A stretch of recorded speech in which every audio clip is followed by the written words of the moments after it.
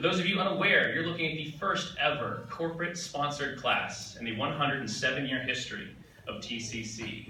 The general manager at the Pasadena Buffalo Wild Wings took a chance on an aggressive idea, and in total contributed well over $5,000 to our class treasury.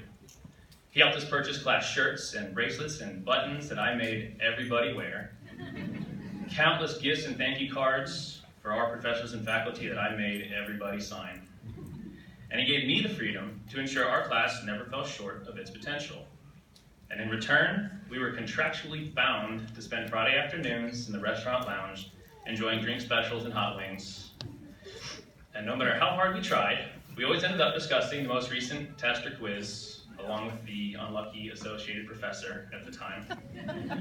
And as a result, we ended up being social outside of class, and a powerful dynamic began to take shape that otherwise may not have been. I'm sure it didn't make sense at the time, and to some it still doesn't. But there was always a madness to the method, and thank you for trusting me. I'm not going to remember all those tests and quizzes, but we'll never forget watching our class treasurer eat 21 wings in 3 minutes to become the first ever TCC wing eating champion, defend his title 1 year later, and we all witnessed our class vice president dance on the patio like no one was watching. On a quick side note to you guys, over the years I have an incredible track record of losing touch with friends. As soon as the glue dries, these relationships fade faster than the latest trending social media hashtag. I'm just saying. No matter if tomorrow takes you over to Louisiana or all the way up to Montana, let's keep in touch. When my parents were informed of this journey to TCC and details of the program were explained, Mom began saying things like, you're going to take how many classes, and you have to study for how long, and this is going to cost how much? That's unbelievable.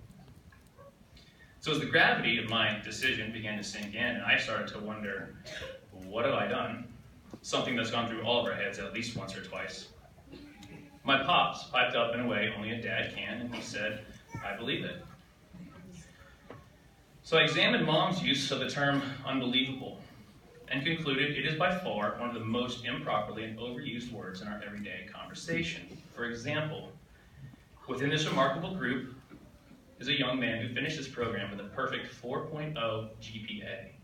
This is the first time TCC has seen a flawless performance in over a decade. This is the last time TCC will see a flawless performance in well over 2 decades, if in our lifetime. I took all the same classes he did, and a perfect performance doesn't sound very believable. But after getting to know my esteemed colleague, I believe it. I'm very happy to announce he and his wife, they're expecting their first child next year. Another one of my favorite people, and arguably the most respected person of our class, who without his support, I would not be speaking on this stage today. He is infuriatingly good at everything he does. He is destined for a career just riddled with success. Well, he became a father for the first time early in the program, managed to juggle a 50-minute daily commute both ways, averaged 4 hours of sleep a night, half of it was in class, and he landed on the dean's list 6 times. I'm also happy to announce he and his wife, they're expecting their second child next year.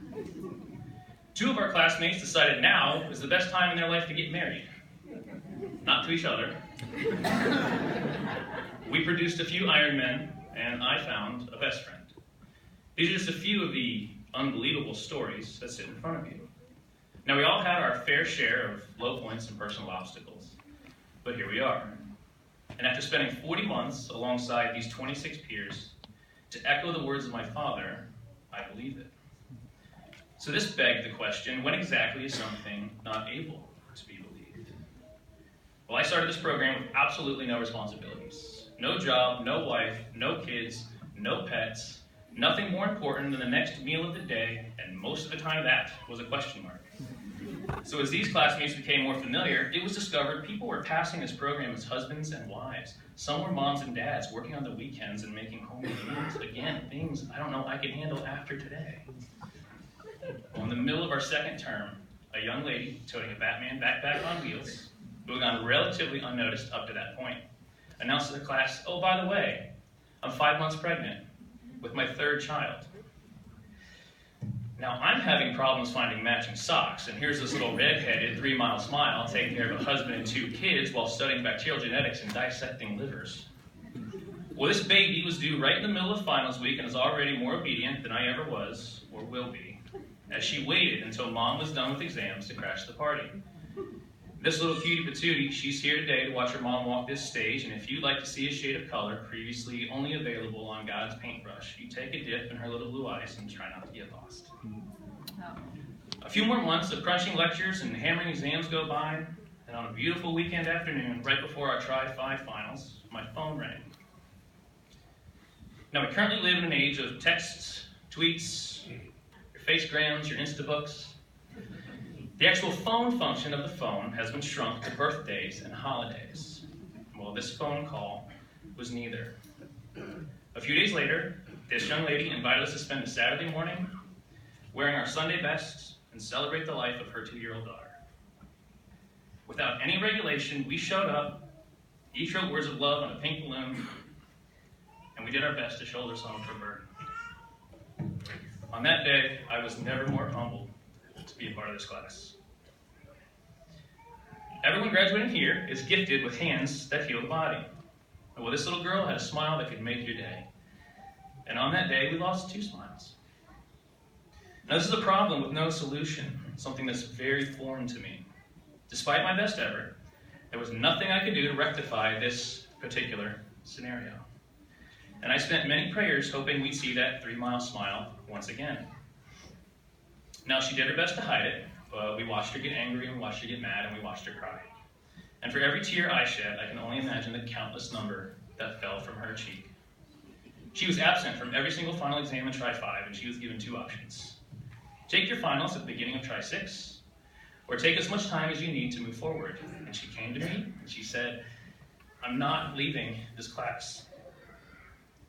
And once again, we stepped up with study guides and notes, and we gave time tutoring. She was walking barefoot in the snow, uphill both ways, with her head in the dark and her heart in the ice, and she passed every single final exam. If any of my classmates have half the success that she has strength, I'm fully expecting you to fly us all down to your private Caribbean island practice for our 3-year reunion. We've started many trends on campus, my favorite of which, at the end of each trimester, we are in that parking lot, barbecuing at 9:30 in the morning, celebrating another step in the program. At the Tri-6 barbecue, she pulled me aside and asked to get everyone's attention. And I caught a subtle flash of that familiar smile. And for the second time, she informed the class that there was a baby on the way. We kept pushing through classes, we got our white coats, we got into clinic, we started treating patients, and we were given a much needed reminder of why we were here with it. By random draw, we ended up clinic partners. And I got to watch her grow as a student, as an intern, and as an expecting mother. This new little baby, unlike her big sister, showed up the day before final exams started. Exactly 1 day and 1 year after we watched the sky fill with pink balloons. Once again, she missed finals week. Once again, she passed with flying colors. In the 40 short months that we have spent together, she was pregnant for 18, seeking answers for 20, and unbelievable for 40. All the graduates here have accomplished something incredible, but this story is the hardest to believe. At the end of the day, family and friends, you're essentially going to remember one thing: watching your loved one walk this stage, and I can't blame you. But should you take anything else away from this pomp and circumstance, let it be that when your phone charger is too short and doesn't reach the bed, when your favorite coffee shop is out of low-fat soy milk, and it's served in a plain red cup, you shift your perspective and keep in mind exactly what it means for something to be unbelievable. So in closing, I can't think of a better way to end our tenure than by starting a new trend. As a class, we have made a $10,000 donation dedicated to a scholarship in the memory of our little girl. This scholarship will be awarded over the next 10 trimesters, one for every truly incredible term our classmate overcame. We are funding the only humanitarian scholarship on campus, the only one with no GPA minimum, and the only one available to every single student at TCC. My final words of advice to you guys. If you can say yes, don't say no. Asking for forgiveness is so much more constructive than asking for permission. You can always make more money, but you can never make more time, so spend it wisely. And as always, call late and call often. I love each and every single one of you, and I need your help one more time. Let's start this off right. Ladies and gentlemen, please help me present the first ever McKenna E. Bundy Award to the most valuable person of the Texas Chiropractic College graduating class of December 2015 and the best class this school has ever seen, Dr. Shannon Potter Bundy.